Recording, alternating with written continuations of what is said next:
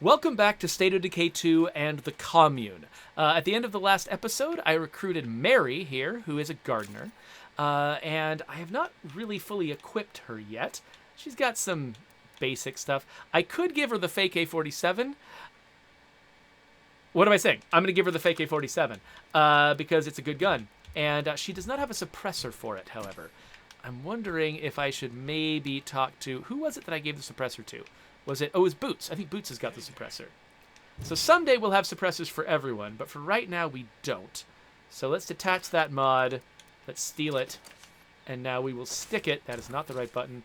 Now we will stick it on our fake A47, which is a... It's made to look like an assault rifle, but it actually just... It's a 22 hunting rifle, which is great. That's all I need right now.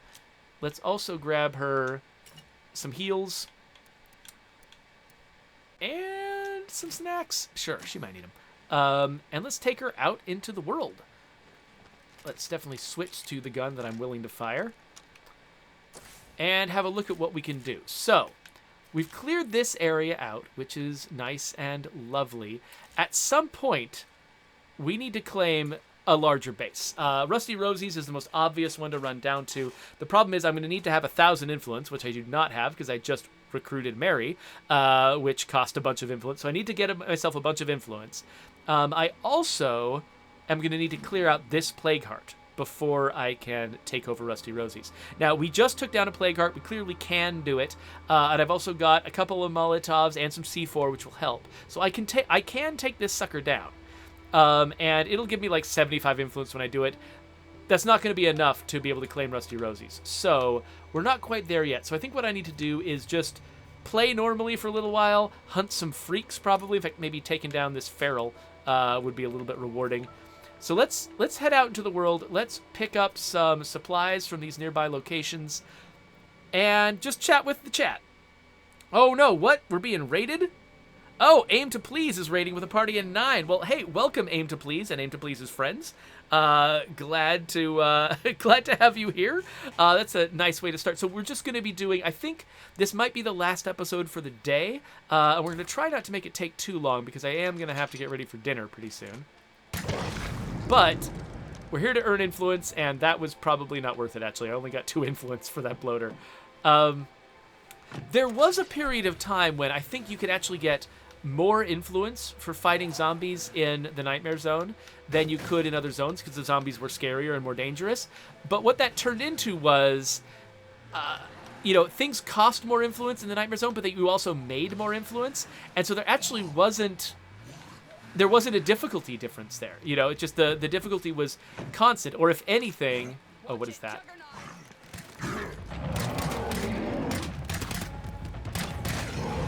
Okay. Nope. Anyway, the difficulty was fairly constant. And actually, I think it was actually less difficult to make influence in the Nightmare Zone than it was at the lower difficulty levels. I'm going to hide up here for a second, chill out, figure out what's going on. Definitely meant to take this guy down. So if I had been a gunslinger, I would have taken that feral down much faster. I could have actually focused on the screamer. But unfortunately, that wasn't a possibility. Okay, so all I really need to do is get away from this juggernaut, get in my car, and just drive somewhere far away. But I should figure out what my destination is that's far enough away from the juggernaut that it's worthwhile. I've got a lot of gas. So I should be able to just leave this neighborhood entirely. So maybe I should just, head south until I don't hear him coming anymore. I think that's what I'm going to do. Ah, what the? That's not what I meant to... Okay, that's not what I meant to do at all. All right, fine. Get away from these zombies. At least there's not a feral chasing me. I'm feeling way more confident that I can get away from a juggernaut. But...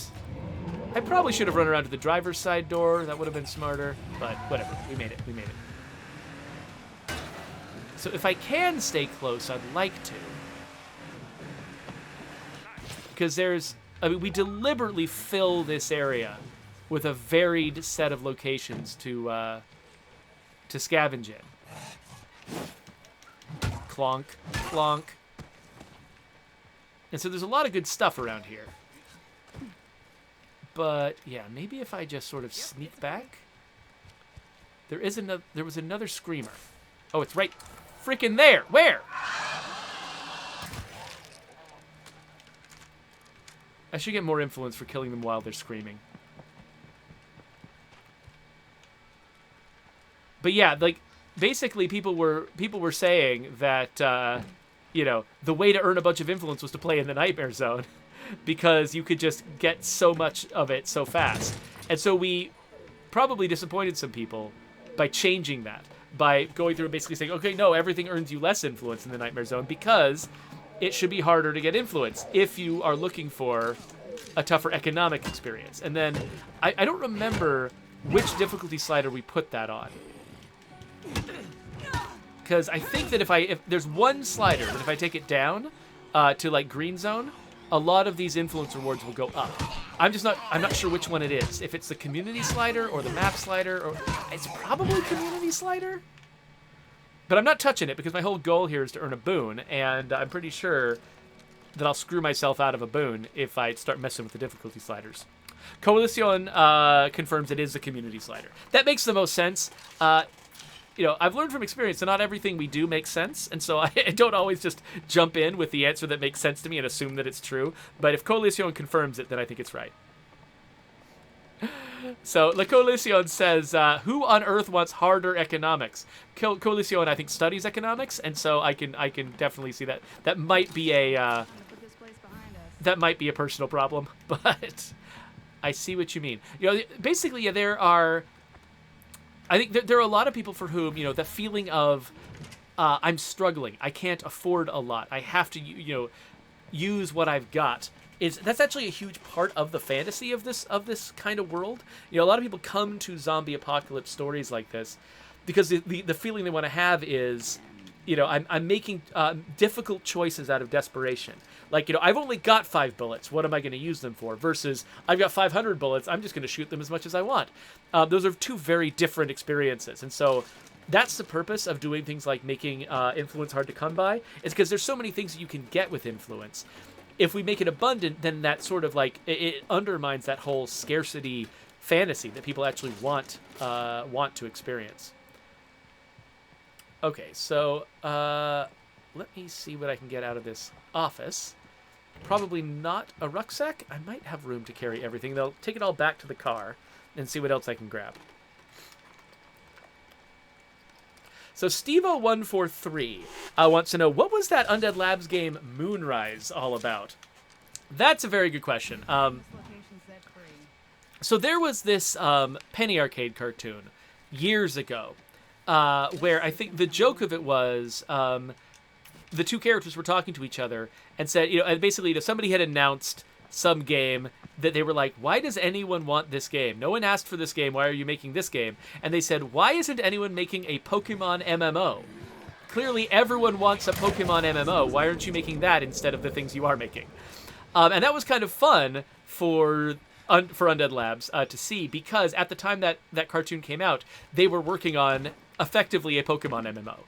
Because that is what Moonrise was meant to be. It was a large-scale multiplayer game where you were in the same world with a lot of other people, but the main sort of interaction in the game, the main conflict in the game, was effectively Pokemon battles. Kind of complicated Pokemon battles.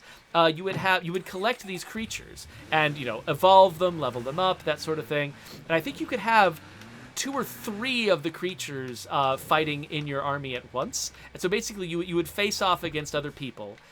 You would have, you know, 3 of your little characters, and they would have 3 of theirs, and you would sort of choose which attacks to use, which ones to attack, do little tactical battles, basically, and then come away with some resources you could use to continue to level up your troop. And, you know, it was actually a really cool game. I was a huge fan of the creatures that the team created. Like, there were some very, very clever ideas for creatures that worked really, really well. And in fact, my daughter had a little 3D printed statue for a while, little statuette for a while that one of the team members made for her. That was it was of our sort of Pikachu analog, whose name was Kitsap. After, you know, it sounds like Kitsap County, which is a place in Washington, but it was, you know, the same way that Pikachu, I believe, means something like electric mouse in Japanese, or at least sounds vaguely like those words. Kitsap, it's a cat that zaps you. So we were basically doing the full-on Pokemon treatment of these characters, which was a lot of fun. I mean, anybody who's into Pokemon, the idea of getting to sort of invent your own Pokemon characters is actually pretty fun and compelling. And so that's kind of what that was about. It was a lot of fun. It was a really cool game, but we had to sort of make a judgment about its viability in the marketplace, and it turned out that the way, the particular type of game it was, the way it worked, and the way audiences were responding to it, it seemed like it was never going to make money. And if it's never going to make money, that's how you sink a studio. And so, they had to make sort of the powers that be had to make the sort of the difficult call to sort of cancel the game before it was completed, because if we completed it and sunk all those resources into it and it didn't make money, it could sink the studio. And so now, of course, we're owned by a much larger company. Sinking the studio isn't a thing we worry about nearly as much now as we used to then. But back then, that was a very serious concern. You kind of had to make safe bets that made money, because if you didn't, you would have to eventually come to your employees and tell them that they all had to find new jobs, and nobody wants to do that. And so we ended up canceling it in favor of the entire team moving over and working on State of Decay 2. And State of Decay 2 worked out great. So I guess we probably made decent decisions, along the way.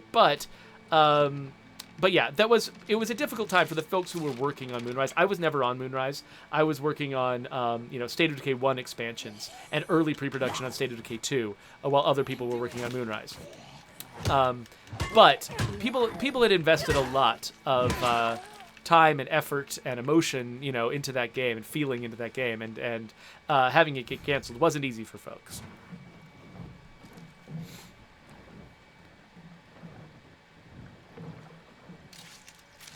All right, so I'm just gonna, I'm here anyway. There's a bunch of random stuff in this trailer park. We're just gonna grab as much of it as we can.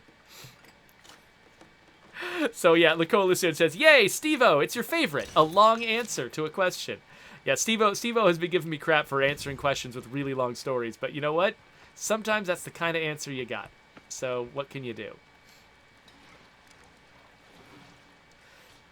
Aim to Please asks, did you believe that State of Decay 1 was going to be the cult classic that it became? So I did not work at Undead Labs when they released State of Decay 1, so I came to State of Decay 1 as a player. I was in the process of interviewing at Undead Labs when State of Decay 1 came out, and so I played it specifically knowing that I was trying to get hired by the studio that made it. But at the same time, it wasn't my game. I worked on the PC port, I worked on the expansion packs, I worked on sort of the final edition of the game, adding things like CLEO and stuff. I had a lot of fun involvement with State of Decay 1, but it was already itself by the time I had anything to do with it. And so I can say yes, from the time that I saw it, I was like, this game is exactly what I want. As a player, this is the kind of thing I've been hoping for a long time. So I could totally see it being successful, because it feels like it was designed for players just like me. And so I'm among the people who would have made it a cult classic, regardless. But do other people on the team? I don't know. I think there's always... you have to believe in something to some degree in order to, spend a lot of your life on it, in order to risk things for it. So I do think that people on the team at least saw that it had potential.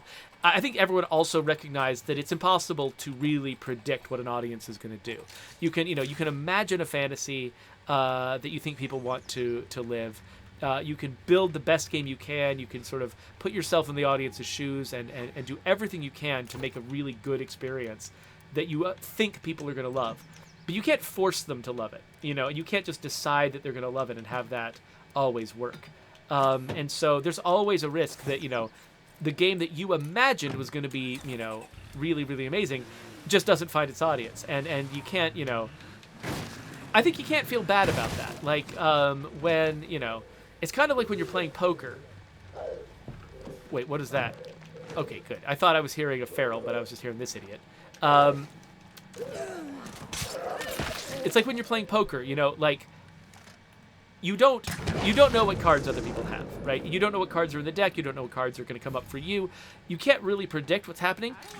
But you can figure out the odds. You can make really good guesses about what's going to happen or what the possibilities are, and then you play as best you can based on those odds. And so sometimes, you're going to make the best choice you possibly can, and then the cards are going to go another way, or you're going to be surprised, or somebody was bluffing who you didn't think was bluffing, or whatever, and things are going to go wrong, and you're going to lose a hand that you thought you were going to win. But as long as you made the best choice you could with the information you had, you have to count that internally as a win. It's like, things went badly for me, but I should not, feel bad for the choices that I made because I made the best choices I could. And so, because it's really possible to, for instance, to start tilting because, you didn't bet at a time you didn't bet on a thing you should have, or like you can look at a hand where you folded and actually you would have taken it if you hadn't folded, or you can look at a hand where you tried to take it and actually the decision was bad and you lost everything, and you can look at that and go, oh, I made the wrong choice. Next time I'm in this situation, I'll make the opposite choice. But no, if you played the odds correctly, then no, you shouldn't come away from that situation saying, I should have made a different choice. You need to come away from that situation saying, no, I made the correct choice. The odds were against me this time, or just like fate was against me this time. It didn't go the way I wanted to, but I made the right choice, and I should make that choice again. And if you're mature enough to keep, basically always playing the odds, even if you've got bad memories that are sort of encouraging you to take a bunch of unnecessary risks, because last time it would have paid out. No, those times you have to keep recognizing which occasions are rare and which occasions are predictable, and just you always try to play the odds. And if you can sort of keep your wits with you and always play the odds, you'll do much better than if you sort of freak out and you're like, oh man, last time I folded and I should have stayed in. This time I'm going to stay in no matter what. That time you're probably making the wrong choice by staying in. So anyway, the reason I was saying that was because, if you're making a game and it ends up not, and you're doing the best that you can, and you're sort of putting yourself in the player's shoes and imagining the fantasy from their perspective, and you think that there's an audience out there for it, you have every reason to believe that there's an audience for it, and you're doing your best and pouring your heart into it, and then it just doesn't find its audience, you can't feel bad about that. You did your best, you did everything you possibly could. Try to learn from the experience, try to improve your predictions in the future, but the thing you should not do is say, oh, well, I should never follow my dreams. Oh, I should never work on things that I believe in because that just doesn't pay off. No, it doesn't pay off some of the time. Sometimes you make your guesses wrong. Sometimes things don't work out. But the only way you're ever going to make a game that really works for people is if you are pouring your heart into it, doing things that you believe in, and and making those kinds of investments. If you stop doing that, if you start thinking oh yeah, well, I should just only make commercial things and make really shallow, economic decisions, financial decisions, and just make games that I soullessly, cynically believe players will like, even though I don't like them, you're just going to make garbage that way. You're never going to make anything good. You got to accept that sometimes audiences are unpredictable. Sometimes you can make something that had a lot of potential, was great, and it just didn't work out. That's totally fine, but if you ever start thinking oh, well, what I need to do is be really, really cynical and mercenary about it, you're definitely going to make garbage games that no one wants to play. So anyway, that's my rant. Where is the last? Premises are empty. That's what I like. Oh, I missed this bookshelf right here. Oh, so Coalition is pointing out that actually trailer parks, even though they're not really listed as having a lot of really key resources, trailer parks are good for chemicals and parts. Because they tend to contain a lot of the containers that basically a site can, if you've got a particular site, like say this gas station is going to mandate that some container at this gas station is going to have a fuel rucksack, and there's other things that this gas station mandates, I have to contain this stuff, and it'll force the containers under the site to have that stuff. Things like a trailer, it doesn't have a mandate. It doesn't have this top-down thing that says my site has to contain this stuff, which means it's the individual containers themselves that determine what's in them. And so since they tend to have, a lot of, say, big oil drums and stuff, just random things that look like garbage around them, those things tend to contain parts and chemicals. And so that's what makes them a good site for parts and chemicals. And Coliseum points out that if you've got a lot of parts and chemicals, you can actually make your own ammo. You don't need to find the ammo resource. You can just make it yourself. And so, yeah, that is true. So, Le Coalition asks, what happened to CLEO drops? In State of Decay 1, in the Year 1 Survival Edition, when we added CLEO, oh, wait a minute. I wanted to keep going after that house. What am I doing? Let's go back to the house. All I was doing was dumping a few things in the trunk. I've still got space. It's the neighbor's house that I wanted to go to. That's right. Anyway, he says, what happened to CLEO drops? CLEO drops were big, large crates in State of Decay 1, but they're these little tiny capsules in State of Decay 2, in Daybreak. What's going on? So basically, some of that was just... both of those were designed by Doug Williams. And I think that it might be that in State of Decay 1, we repurposed a piece of art that, because we had a very, very small team building the Year 1 Survival Edition. And so a lot of what we did with CLEO drops was what we could do with things we could find lying around. And so I'm pretty sure that crate model was actually already a container in the game that was, intentionally designed. It's like a big military crate. It felt appropriate. And if I'm remembering right, though I could be remembering wrong, actually, we might have had a specially designed crate.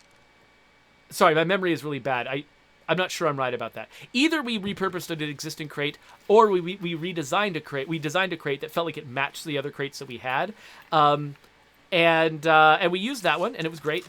But I think that when we started Daybreak, when we started Daybreak, we kind of we had an opportunity, more of an opportunity than we had with State of Decay, with the Year 1 Survival Edition, to really spend some time doing a bunch of dedicated concept art and everything. And so basically we kind of went back to the drawing board and sort of rethought, well, what would a delivery system like this look like? And specifically, I think that because, in State of Decay 1, it was, CLEO was basically trying to... What am I doing? I've got no space in my inventory.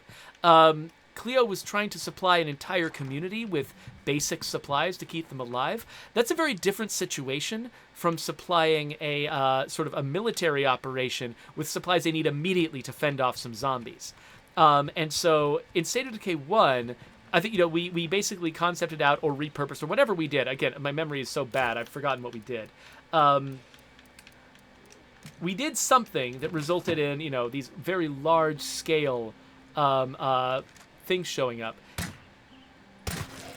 In State of Decay 2, it's just a different situation. And so what made much more sense, instead of because we were going to be filling the field with these things. In Daybreak, we drop dozens and dozens of CLEO drops on you, and you have to run around and pick them up and sort of decide what you're going to keep and what you're going to leave behind.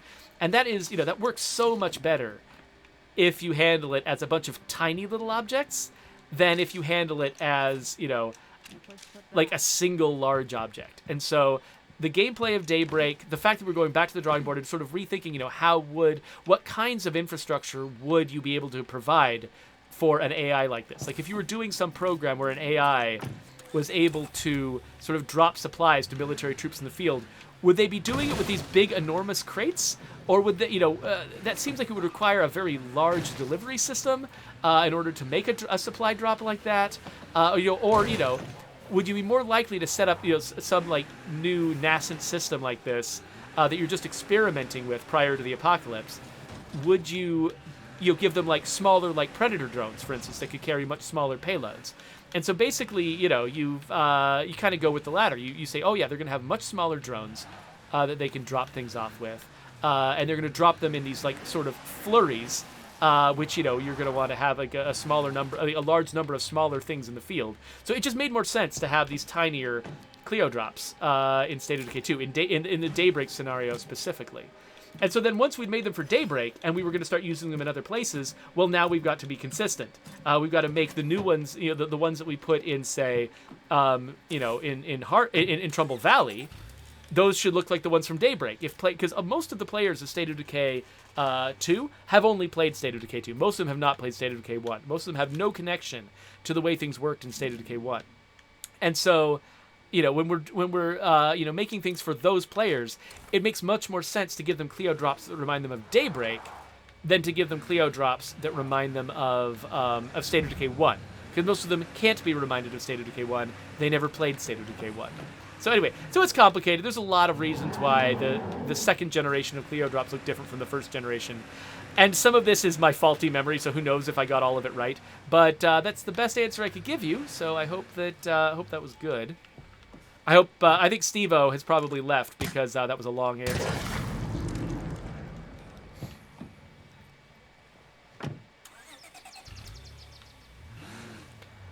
So Coalition is mentioning that because crossbow bolts, heavy crossbow bolts, are good at knocking the helmets off armored zombies, does that mean that it would be possible for us to make any caliber of weapon able to do that?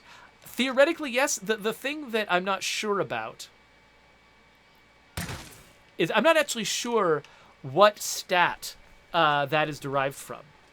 Like, I don't know what stat it is that makes it so that you are more or less likely to knock a helmet off. Like, it might have its own stat under the field, under the surface, which again would mean that, like, if there's just a stat on all crossbow weapons or all heavy crossbow weapons that say, that just says this knocks a helmet off a zombie in one go, then yeah, we could probably put that exact same stat on weapons of other calibers and say, yes, all of these weapons also have this. But if it's derived from, say, the impact stat or some other stat that has other ramifications, you'll note that we only have one crossbow that fires quickly, and that's the repeater, and it uses light crossbow bolts. While the heavy crossbows, they all fire very, very slowly. And so you end up, for instance, not wanting to use them against plague hearts because they fire so slowly that it's just a really inefficient way to try to take down a huge damage sponge. And so I could imagine each of them having a very high impact stat, which might be the reason why they knock the helmet down. But because they all have very low fire rates, it's okay for them to have a high impact stat. There's still not going to be an easy kill button for Juggernauts and Plague Hearts. Which is like the impact stat is what we use to determine how much damage you do to a zombie or to an enemy that has a lot of hit points. But if we did that with another bullet, almost every other caliber in the game has got some gun that fires that caliber really, really quickly. And so I could imagine that if that is on the impact stat, we might not want to really amp up the impact stat on, say, 7.62 bullets or something like that, because those can be fired through an AK-47 with a massive spiral mag. And if we allowed that to happen, then you could just basically annihilate a Juggernaut with just a few hits. So I'm genuinely not sure what stat feeds into this, and so I'm not sure which of those scenarios we're actually in. But those are the calculations we'd have to make. And so, so that's why from here, not exactly knowing what stat makes a particular caliber more effective or less effective against zombie helmets, I could not promise you that that's a change we could easily make.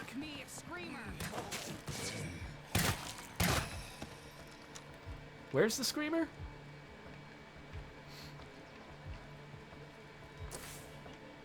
Oh, there's a few up there. Those might not be the ones that she's referring to. I do have an idea card on the list, by the way, for if a character says out loud that they've detected a zombie, we should definitely put that zombie on the minimap. And I think there's not a one-to-one on that, and that is a problem. Because a character will often say, hey, it's one of these, and then you have no idea what they saw. Which is silly. You should know what your character saw. Oh, hi, Sky Shadow Live, who is a first-time chatter. Welcome to the channel.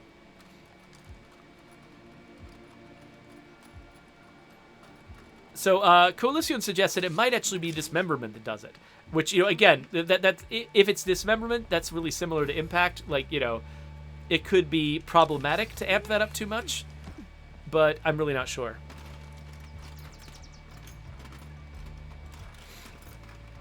Coalition is saying, hey, wasn't this episode supposed to be shorter? It's supposed to be shorter than the previous episode. The previous episode was like an hour long. So I think we're probably doing okay. I probably should not have come here without very much space in my backpack. So let's, where did I put the car? It's up this hill, isn't it? Yes. So we have been doing this episode for about half an hour. I need a break. I don't think I've gotten any texts about dinner time yet. So I was imagining that in an ideal world, I would make 4 episodes today. And I was worried that I was only going to get to 3 because I made that one episode so long. I can hear somebody approaching. Dang it! I turned away from the screamer to deal with this idiot. Now there's probably another bloater coming from somewhere. Can't see one. So maybe not. It's luck of the draw. Hi there, Shelly. Thank you for joining our chat. Steve-O asks if everybody here is invited to dinner. Nope. I don't even know if I'm invited to dinner, so... So let's get home and take stock of where we are. Oh, that freaking Juggernaut. Probably gonna have to bring him home at some point to fight him. Or better yet, never fight him. That's also a thing that I could do. Alright, I don't think he followed me. So let's drop that off. Drop all of this stuff off. Not the most interesting haul. There actually was some really good stuff down at that electrical substation. So let's have a look at... We've got... Okay, so you can't see this. We've got almost no influence from that deal. We got some resources that were valuable. Almost no influence. So that's going to be a little bit of a problem. I'm hoping that eventually, like, a trader shows up. I can make some influence by selling some stuff. Like my blood. Like... this community is doing so poorly. And because I'm scared of this Juggernaut, I've been avoiding actually some of the more lucrative zones down here where I could actually get some valuable resources. So I don't know if this is a particularly interesting episode. I guess I answered some questions. So, you know, was this the episode where I told the story of Moonrise? Maybe this is my Moonrise episode. I don't know. Anyway, so we did something. How's my base doing? Oh, our morale is still crap. There's nothing useful to do. Everything is garbage. Well. Oh, but somebody's got a prepper ant. Guillermo has got a prepper ant. Well then. We've got a plan. We've got a plan for the next episode. We got to go find ourselves a prepper ant. That very, very important and interesting mission. So Steve-O143 wants to know how far in development was Moonrise. Moonrise was in early access, so it actually got pretty far. I mean, the game was fully playable. We had an audience and people who were giving us feedback. You might actually be able to look back at the State of Decay channel on YouTube. I think we might have some old Moonrise streams or something still hanging out there as YouTube videos. I'm really not sure. The State of Decay Twitch channel might also have some old... If you scroll all the way back in its history, you might find some old Moonrise streams there. So yeah, so you can see it was a real game. It was pretty far, but yeah, I mean, you know, but sometimes you got to, you know, cut something loose. Zedric asks, couldn't the prepper ant missions be given slightly tighter requirements so they show up less often? I actually did reduce the likelihood of them appearing, though I need to follow up and see what effect that actually had on the stats. Because I loosened the requirements of some of the other competing missions, and just brought down the weight of the prepper ant. And so that should have balanced them out a little bit. I don't think it would have done enough to, you know, especially if you've already seen it a million times. Every time you see it, once you've seen it a million times, it doesn't matter how unlikely we make it. Every time it shows up, you'll be like, oh, there's prepper ant again. Oh, Mary's complaining about infestations. Maybe that's something we can do next episode too. So let's wrap this up. So there's a subscribe button. Here's a link to the next video that I'm going to make. I might make it right now. I might make it later. I haven't decided yet. Let's figure it out.